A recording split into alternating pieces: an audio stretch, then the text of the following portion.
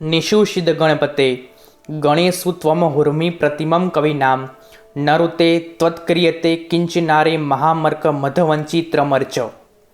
ऋग्वेद के 10वें अध्याय का 112वां श्लोक। अर्थात, हे गणपति, आप स्तुति करने वाले हम लोगों के बीच में रहिए। आप कवियों के समान बुद्धिमान है, सर्वज्ञ है। आपके बिना कोई भी लौकिक हो या वैदिक, शुभ या अशुभ, कोई भी कार्य प्रारंभ नहीं किया जाता। हमारी प्रार्थना को स्वीकार कीजिए। गणेश भारत में सबसे ज़्यादा पूजाने वाले देवता। ना सिर्फ भारत में, लेकिन America, Indonesia, Britain, Philippines, China सभी देशों से गणेश की पुरानी मूर्तियाँ मिली है। क्रिस्टोफर कोलंबस ने जब 14वीं सदी में अमेरिका की खोज की थी, तब वहाँ से ब्राज़ील नाम के स्थान की खुदाई करते करीबन 4 से 5,000 साल पुरानी गणेश मूर्ति मिली थी। अंग्रेजी भाषा का शब्द बिगिनिंग हो या फिर इब्रानी, पार्सियन और उर्दू भाषा के शब्द प्रागस, इब्तदा और बिस्मिल्लाह हो, या फिर ग्रीक के प्राचीन धर्म ग्रंथों में बड़ा महत्व रखने वाला शब्द ओरेनस, ये सभी शब्द गणेश के ही पर्यायवाची शब्दों में से बनाए गए हैं। लेकिन भगवान गणेश का चित्र सांकेतिक रूप से कौन सी रहस्यमय बात कहना चाहता है, क्या मैसेज देना चाहता है, उसके बारे में आपने कभी विचार किया है? गणेश, गण का मतलब होता है समूह, भीड़, और ईश का मतलब होता है मुखिया, प्रतिनिधि, राज करने वाला। प्रथम, गणेश का मतलब हुआ गणों का मुखिया, भीड़ का प्रतिनिधित्व करने वाला, टीम का लीडर। आइए अब समझते हैं उनका चित्र क्या कहता है। कुल मिलाकर शास्त्रों में 32 प्रकार के अलग अलग गणेश के चित्र है और पूरा चित्र 57 अलग अलग चिन्हों को दर्शाता है, यानी 57 अलग अलग मैसेज, जिसके साथ अंग विज्ञान भी जुड़ा है। उनको किसी चित्र में 4, किसी में 6, 8, 10 और यहाँ तक 16 हाथों के साथ भी दिखाया गया है। गणेश का सिर जो हाथी का होता है, जो दिखाता है कुछ बड़ा सोचने की शक्ति, ज़्यादा इन्फॉर्मेशन, अपनी सोच के दायरे को बड़ा करना। बड़ा सिर यानी बड़ा दिमाग और विवेक बुद्धि। बड़े कान सूपकर्ण, जो दिखाता है ज़्यादा सुनने की शक्ति।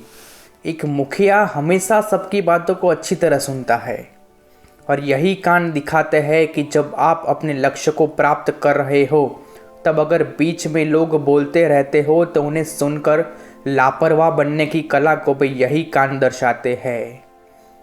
गणेश की छोटी छोटी आंखें जो दिखाती है कि अपने टारगेट पर फोकस करो, कंसंट्रेट करो, स्पॉट को पकड़ो।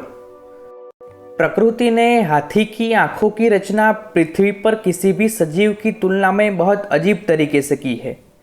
हाथी की आंखें किसी भी चीज़ को हमेशा ही अपने से बड़ी देखता है।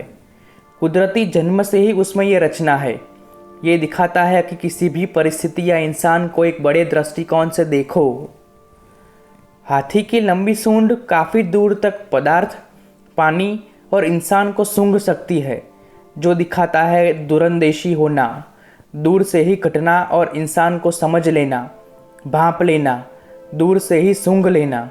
बड़े से बड़ी खराब परिस्थिति को पहले से भांप लेकर हम उससे बच सकते हैं। गणेश का छोटा मुंह जो दिखाता है कि बोलो कम, ज़रूरत के बिना अपने मुंह से शब्दों को यहाँ वहाँ बिखेरते मत फरिए।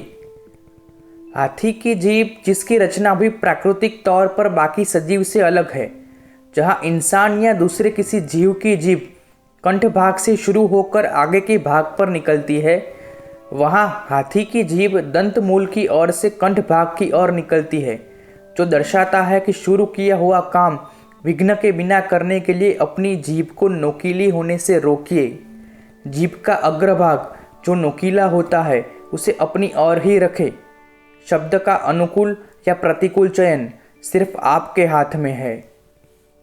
गणेश के चित्र में कंठ के नीचे का भाग जो मनुष्य का है, जो दिखाता है कि अपने किसी कार्य में विघ्न ना चाहने वाले इंसान को स्पष्टवादी होना चाहिए। स्पष्टवादी वही हो सकता है जिसके पास मानव हृदय हो, जिसके हृदय में समूची सृष्टि के लिए प्रेम हो, जो मानव से अतिरिक्त किसी भी जीव में संभव नहीं है। गणेश का बड़ा पेट जो दिखाता है ज़रूरी बातों को अपने पेट में छुपाना सीखिए। ये एक मुखिया के लक्षण है। अपना पेट बड़ा रखिए, रहस्यों को छुपाना सीखिए। अगर गद्दी पर बैठना हो तो किसी भी बात को पूरी तरह जाने बिना उसका ढंढेरा पीटने मत बैठ जाइए। गणेश के 4 हाथों में से एक हाथ हमेशा कुछ ना कुछ देने की स्थिति को दर्शाता है, जो कहता है कि हम पृथ्वी पर प्रकृति से सिर्फ लेने के लिए नहीं आए हैं, देना सीखिए। दूसरे हाथ में होती है एक छोटी कुल्हाड़ी, जो समय पर सभी इच्छाओं, दुख, दर्द और खुशी से दूर होना दिखाती है, वैराग्य का मार्ग दिखाती है, सभी विघ्नों को हमारे रास्ते से काटती है। तीसरे हाथ में होता है कमल, जो ज्ञानोदय, पवित्रता और शुद्धता को दर्शाता है। कमल जो दिखाता है कि एक बुद्धिमान और ज्ञानी इंसान दुनिया में भौतिकवाद को भोगता ज़रूर है, लेकिन उससे जुड़ नहीं जाता, वो हमेशा शुद्ध ही रहता है। गणेश का वाहन मूषक, जो तर्क वितर्क, चंचल मन और इंसान की अनगिनत इच्छाओं का प्रतीक है। तर्क एक सीमित दायरे तक ही आपका साथ दे सकता है। सभी प्रश्नों का उत्तर तर्क से नहीं दिया जाता।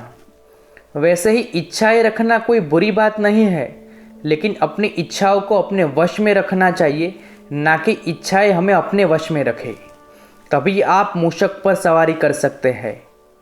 और आखिर में उनके चौथे हाथ में रहा लड्डू और उनके आसपास हमेशा विचरती रिद्धि और सिद्धि, जो उस फल प्राप्ति को दिखाता है, उस इनाम को दिखाता है, उस मिठास को दिखाता है जो हमें इन सभी गुणों को प्राप्त करके मिलता है। आप कल्पना कीजिए कि एक घनिष्ठ जंगल है जिसमें से कोई भी प्राणी आसानी से नहीं निकल सकता, लेकिन अगर वहाँ से एक बार हाथी निकल जाता है तो वहाँ पूरा रास्ता साफ हो जाता है। वहाँ से कोई भी प्राणी आसानी से निकल सकता है। ठीक ऐसे ही है गणेश। गणेश सिर्फ एक देव, एक आकृति या सिर्फ चित्र नहीं है। गणेश एक व्यक्तित्व है, एक गुण है जो आपको बन जाना है।